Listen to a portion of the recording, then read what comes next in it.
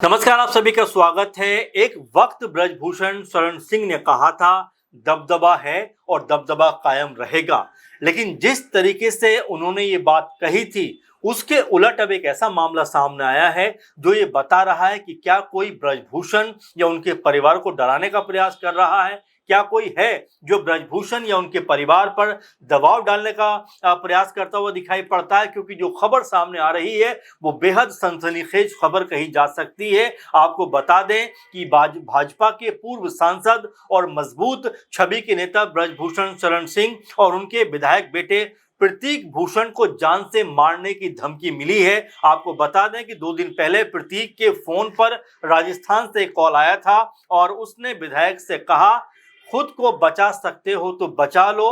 Phone करने वाले ने यह भी कहा कि बाप बेटों को मारने का इंतजाम हो चुका है, बच सको तो बच लो।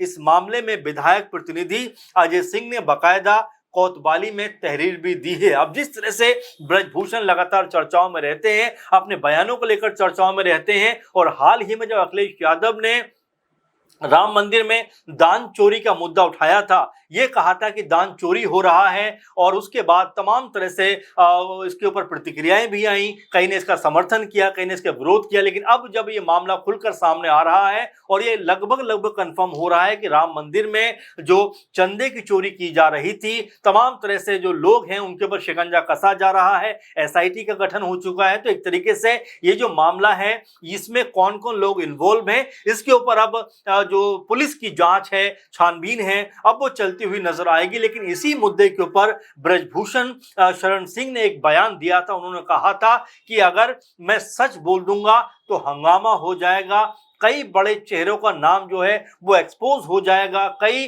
बड़े चेहरे जो हैं वो खुलकर सामने आ जाएंगे। और ब्रजभूषण शरण सिंह ने आगे कहा था कि अब मेरे अंदर इतनी हिम्मत नहीं है कि उन लोगों का नाम ले सकूं, क्योंकि ये जो लोग हैं ये बहुत ताकतवर लोग हैं, बहुत नामी गिरामी लोग हैं। अगर मैं इनका नाम ले दूंगा तो बहुत बुरा हो जाएगा और मुझ में अब ऐसा करने की हिम्मत नहीं है।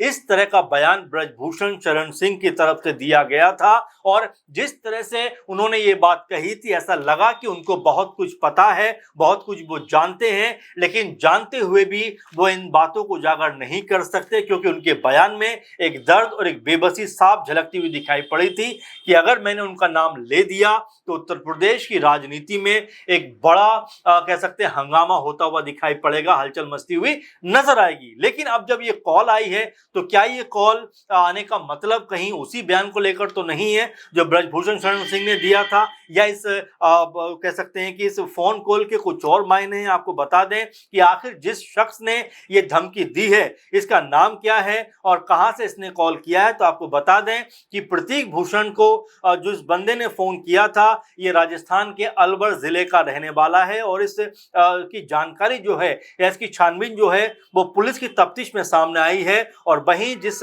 शख्स ने ये फोन किया है उसका नाम संदीप शर्मा बताया जा रहा है। अब यहां पर आपको बता दें कि आरोपी संदीप का मकसद क्या है, उसने ऐसी धमकी भरी कॉल क्यों की, इस बात का खुलासा अभी नहीं हो सका है। फिलहाल जो पुलिस है वो मामला दर्ज करके पूरी तरह से जांच में जुटी हुई है। आपको बता दें कि जो तहरीर ब्रजभूषण शरण सिंह और उनके परिवार की तरफ से दी गई है उसमें आपको बता दें कि उनका परिवार पहले से ही अंतर्राष्ट्रीय गिरोह और संगठनों के टारगेट पे है। उनका कहना है समय समय पर जो अपराधी हैं वो ऐसी कोशिश करते रहते हैं जिससे विधायक प्रतीक भूषण के परिवार की सुरक्षा खतरे में आई है। इस तरह की चीजें अब यहाँ पर निकलकर सामने आ रही हैं। जो बातें अजय सिंह ने अपनी तहरीर में कही है उसमें ये सब बातों को रखा गया है कि भाई ब्रजभूषण शरण सिंह जो है उनके परिवार को पहले ही तमाम तरह से धमकी भरी, और जो बहुत सारे संगठन ऐसे हैं जो टारगेट करते रहते हैं, समय समय पर जो खूंखार अपराधी हैं वो भी उनको डराने धमकाने का प्रयास करते रहते हैं। और वो कहते हैं कि इससे विधायक परिवार या ब्रजभूषण परिवार जो है उनके परिवार को लेकर खतरे की स्थिति बनती हुई दिखाई पड़ती है। आपको बता दें कि ये जो पूरा मामला है ये मामला बीते रविवार का यानी 14 जून का है। दोपहर लगभग 2:22 के आसपास ये फोन आया और अज्ञात जो शख्स ने उन्हें धमकी भरे लहजे में कहा कि बाप बेटे का इंतजाम कर लिया गया है। मामले की गंभीरता को देखते हुए विधायक ने तुरंत पुलिस अधीक्षक गोंडा को सूचना दी। इसके बाद पुलिस ने जांच कर पाया कि आरोपी जो है वो राजस्थान का रहने वाला है और इसका नाम संदीप शर्मा है।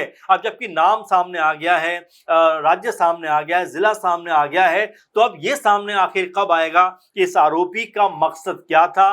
ब्रजभूषण परिवार को धमकाने का आखिर क्या इसका कोई पूरा कोई ऐसा योजना थी जिसको वो डराना धमकाना चाहता था? कोई बड़ा मकसद था जिसको वो कम्युनिकेट करना चाहता था, या बस इसने यूं ही कॉल कर दिया? अब इस तमाम जो कयास हैं, तमाम जो बातें हैं, उसको लेकर अलग अलग तरीके से लोग यहाँ पर सवाल उठाते हुए दिखाई पड़ रहे हैं कि आखिर इतनी बड़ी हिम्मत कैसे हो गई कि ब्रजभूषण शरण सिंह के परिवार के खिलाफ इस तरह से धमकी भरे लहजे में कोई बात कहना और यह कह देना कि बाप बेटे का इंतजाम हो चुका है। जरा सोचिए, इस तरह की धमकी भरा फोन आखिर क्यों किया गया होगा? जैसे एक खबर मैंने आपको बताया कि जिस तरह से उन्होंने राम मंदिर में चंदा चोरी को लेकर बात कही थी कि क्या ये उसी की एवज में बयान दिया गया है? क्या जिस तरह की बात ब्रजभूषण शरण सिंह ने सामने रखी थी, क्या उनको डराने धमकाने के लिए ये जो है बयान जारी किया गया है या फोन कॉल की गई है? इसको लेकर लगातार चर्चाएं बनी हुई हैं। अब पुलिस अपनी तहकीकात में लगी हुई है, छानबीन कर रही है।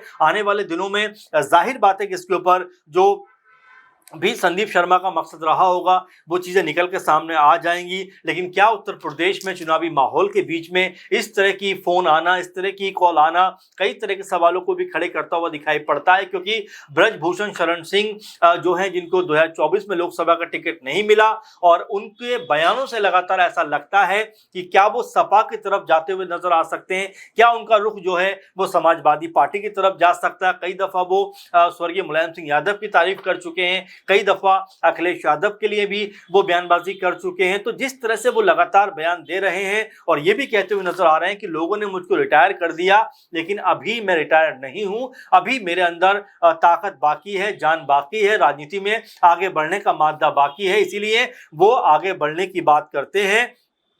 समय समय पर उनकी बयानबाजियां भी सामने आती हैं। जिस तरह से महिला पहलवानों को लेकर उस मामले में पूरी तरह घिरे हुए दिखाई पड़े थे, उस समय भी बहुत सारी बयानबाजी सामने आई थी, और जब उनको किसी मामले में क्लीन चिट मिली तो इस तरह का बयान देते हुए नजर आए थे कि दबदबा है, दबदबा कायम रहेगा। लेकिन ऐसे दबदबे रखने वाले नेता को अगर कोई फोन पर धमकी देता है, कोई फोन करके धमकाता है, तो जाहिर बात है कि ये अपने आप में एक बड़ा मामला बन जाता है। क्या संदीप शर्मा के पीछे कोई ताकतवर आदमी है? क्या कोई योजना के तहत उसने फोन किया है? क्या उसने डराने धमकाने के लिए फोन किया है? इस तरह की जो कयास हैं वो यहाँ पर लगते हुए दिखाई पड़ते हैं कि आखिर उत्तर प्रदेश की राजनीति में क्या कुछ उथल पुथल होने वाली है, क्योंकि ब्रजभूषण शरण सिंह के बारे में लगातार इस बात का जिक्र होता है, लगातार इस बात को कहा जाता है कि जिस तरह बीजेपी में उनकी पूछ कम होती हुई दिखाई पड़ी है, जिस तरह से बीजेपी में उनको अब उतनी तवज्जो नहीं दी जाती जो एक समय दी जाती थी, क्योंकि